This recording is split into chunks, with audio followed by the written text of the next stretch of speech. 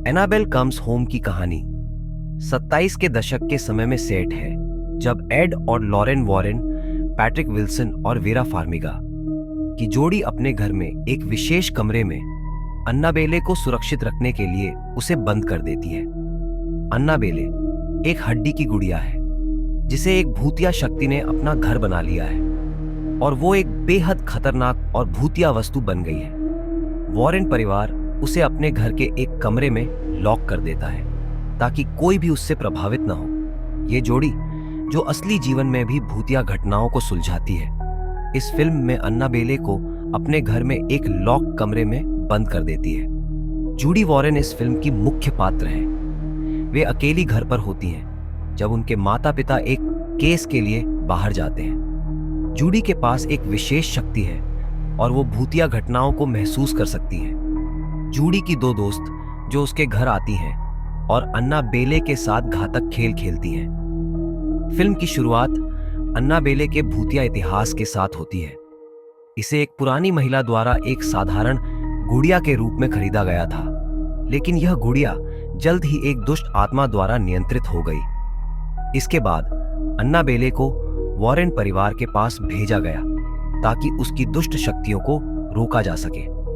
Warren घर में एक अलग कमरे में अन्नाबेले को एक ग्लास बॉक्स में बंद कर देते हैं और उस कमरे को आध्यात्मिक रूप से सुरक्षित बनाते हैं। उन्होंने इसे कई तंत्र मंत्र और धार्मिक प्रतीकों से सुरक्षित किया ताकि अन्नाबेले से कोई भी संपर्क न कर पाए।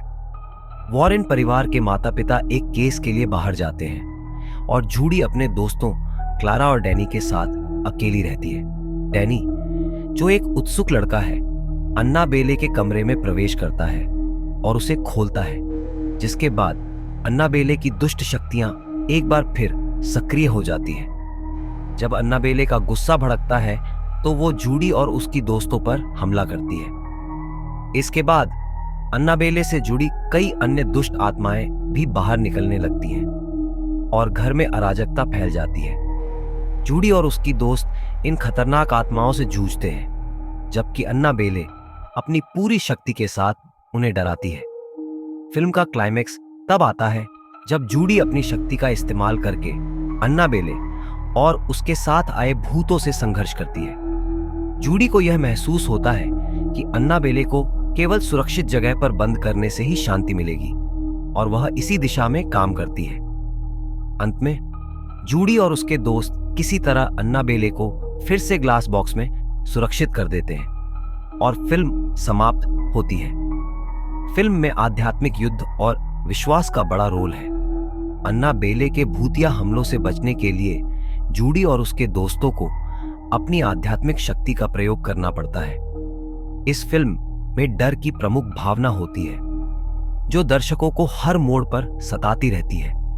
अन्नाबेले का रूप और उसकी शक्ति जो अचानक शिकार पर हमला करती है, फिल्म में डर पैदा करती है।